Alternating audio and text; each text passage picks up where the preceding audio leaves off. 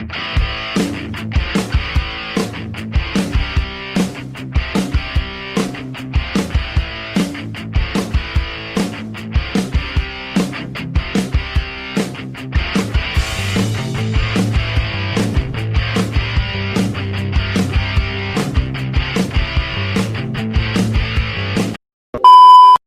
teman-teman sekalian, berjumpa lagi sama kami kali ini. Saat ini kita berkunjung ke rumah. Ternyata di Batam ini tanpa kita sadarin ada anak, ini anaknya masih 13 tahun, ternyata memiliki prestasi yang luar biasa. Banyak sekali piala-piala yang sudah dihasilkan oleh anak ini. Namanya nanti kita tanyain langsung ke anaknya. Ternyata di Batam memiliki anak yang sangat berprestasi, yang mungkin sampai saat ini lupa terekspos oleh pihak media manapun. Oke, kali ini kita akan coba berkenalan sama Bapak, Ibu, sama yang bersangkutan. Bapak, Ibu yang saya kira cukup berbahagialah memiliki anak yang berprestasi seperti ini. Oke Pak. Oke, siap. Selamat siang, selamat sore Bapak, Ibu, Sore. Adek. Sore. Boleh saya tanya dulu, Ya. ini ceritanya bagaimana Pak? Bisa punya anak yang prestasinya luar biasa seperti ini? Ini syukur alhamdulillah, kita pun tidak mengira dari anak ini bisa seperti ini prestasinya. Karena dari kecil itu sudah mulai nampak bakat dia itu. Dari umur TK 5 tahun itu sudah mulai nampak aktif dia di kegiatan-kegiatan. Udah itu ya, berhubung kita masukkan dia dalam berlatih karate, mulai muncul prestasi dia ini. Oh gitu. Jadi awal dia ini mengikuti pertandingan, udah setika udah juara pula. Ya, selanjutnya bertandingan juara terus. Ya syukur alhamdulillah ya, memang dia juara 1 terus. Oh gitu, hebat ternyata Pak ya. Ya alhamdulillah. Nah terus kalau Ibu pada saat hamil anak ini dulu ngidamnya apa sih Bu? Bisa dapet anak yang kayak gini gitu. Jadi pengen juga deh. Bukan pengen ngidamnya Bu, bukan pengen hamilnya, tapi pengen juga sih punya anak kayak gini. Ya kalau mengenai proses hamilnya itu sih wajar-wajar seperti ibu-ibu yang lain. Hanya mungkin karena di sini dia terbentuk dari lingkungan yang setiap saat dia lihat, dia ikutin, dia tekunin akhirnya. Dan alhamdulillah kebetulan juga ayahnya ini juga sebagai seorang pelatih. Ayahnya seorang pelatih, digembleng lah si anak ini tadi. Alhamdulillah diikutin jejak dari ayahnya. Ternyata bapaknya pelatih, atau jangan-jangan ini memang latihan sama bapaknya ini? Iya.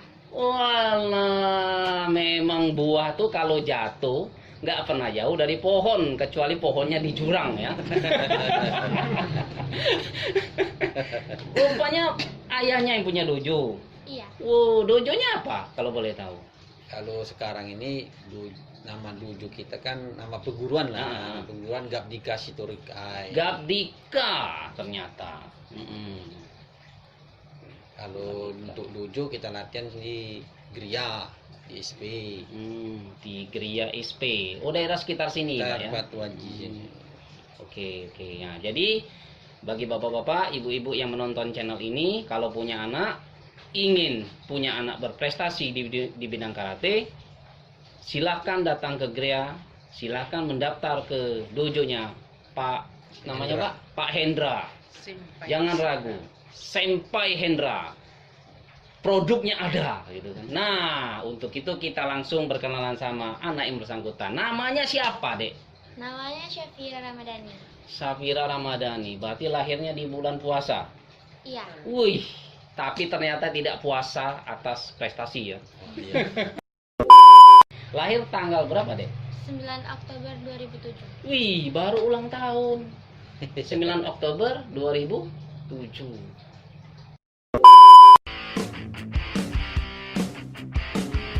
Syafira Ramadhani merupakan anak yang mempunyai segudang prestasi. Syafira pernah menjuarai perlombaan tilawah, tahfiz, cerdas cermat, dan juga juara menari. Dari berbagai juara yang pernah diraihnya, yang paling membanggakan orang tuanya adalah juara di bidang olahraga bela diri, yaitu karate. Syafira pernah menjuarai olahraga bela diri karate dari tingkat kota sampai tingkat nasional, bahkan sampai tingkat internasional. Medali yang diperolehnya hampir 40 medali dan paling banyak mendapatkan medali emas. Nah, sekarang kita masuk ke intinya sekarang. Apa itu? Saya ingin tahu. Ini prestasi nasional, prestasi kota putus, provinsi banyak, nasional bejubel. Ada nggak prestasi internasional? Ada. Ada. Apa itu? Tadi aplikasi tadi internasional Oh ya, itu internasional. Maksud saya yang di luar Indonesia. internasional yang di luar Indonesia. Ini kan Indonesia Ya. nih, walaupun internasional tapi kan Indonesia. Ya. Kan paling banyak peserta orang Indonesia. Ini juara internasional yang level predikatnya itu yang ya kayak kalau di badminton, saya kan hobi badminton nih, ya kayak kejuaraan dunia gitu. Ada nggak? Ada. Ada. Apa itu? Coba kencang-kencang sedikit suaranya, saya pengen dengar biar enak gitu. Apa itu? Kejuaraan Antar pelajar. antar pelajar. Antar pelajar sedunia. Iya. Antar pelajar Sedunia. Pesertanya dari mana saja kira-kira?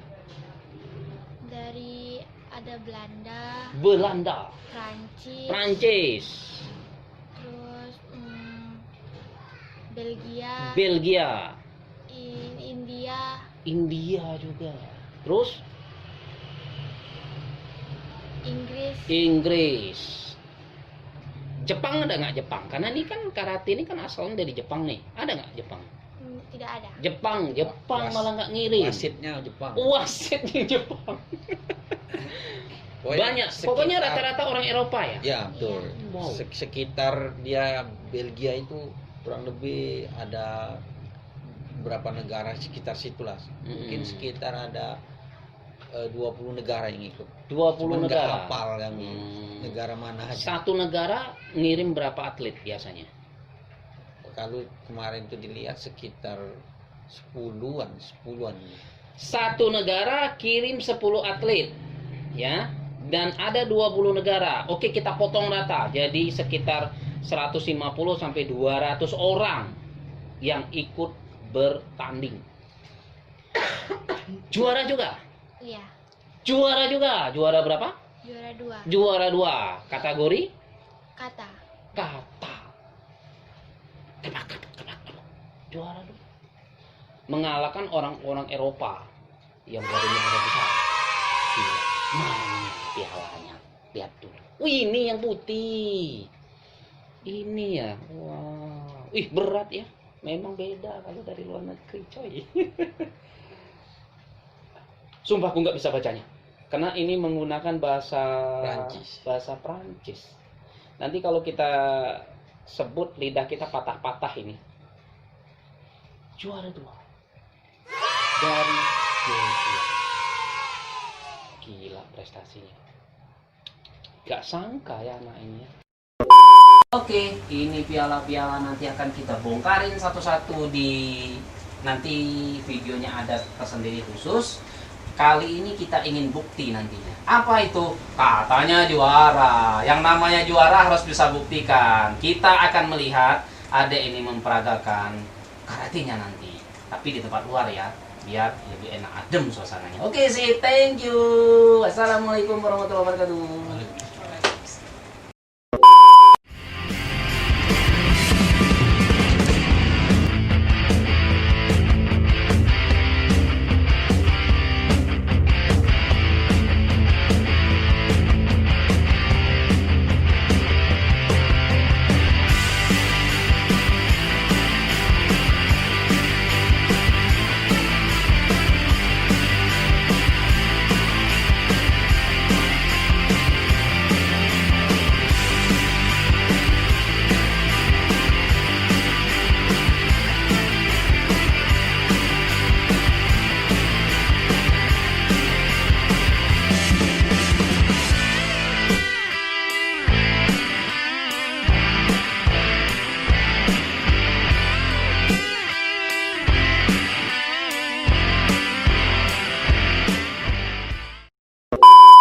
Oke teman-teman, tadi kita sudah melihat videonya Vivi tadi.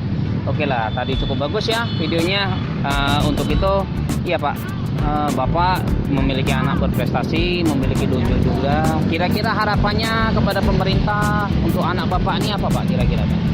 Ya, harapan saya sih agar pemerintah itu lebih memperhatikan anak-anak yang berprestasi. Misalnya di saat dia banyak mengikuti kejuaraan, jangan sampai setelah habis kejuaraan selesai perhatiannya. Ada harapannya untuk ada kelanjutan perhatian pemerintah ke atlet. Saya sebagai orang tua dan sebagai pelatih, itu harapan saya untuk kedepannya. Ya, kalau untuk adik sendiri, apa kira-kira harapannya? Nggak tahu. Kurang lebih kayak dari ayah gitu. Oke lah, itulah.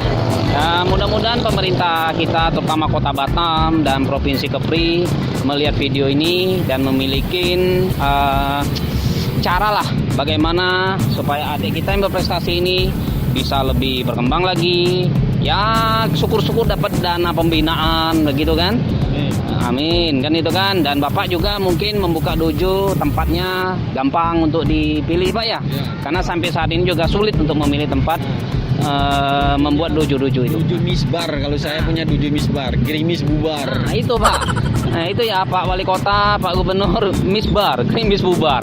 Begitu latihan hujan bubar. Jadi anak-anak yang lain kasihan. Kalau boleh tahu Pak, murid-murid Bapak di karate ini berapa jumlahnya Pak? Kalau murid saya ada 100, yang berprestasi itu ada 30 orang. Sayang sekali kan, murid Pak Hendra ini ada 100 orang, yang berprestasi mau 30 orang. Kalau mengalami misbar terus gini benar-benar bubar nanti lama-lama. Oke, saya kira itu aja teman-teman sekalian dan pemerintah Kota Batam, tolonglah Pak, jangan sampai nanti adik kita yang berprestasi ini down lagi dia, hilang lagi prestasinya. Siapa tahu Pak, adik kita prestasi ini bisa membuat Kota Batam ini lebih terkenal lagi secara nasional maupun internasional. Oke, terima kasih.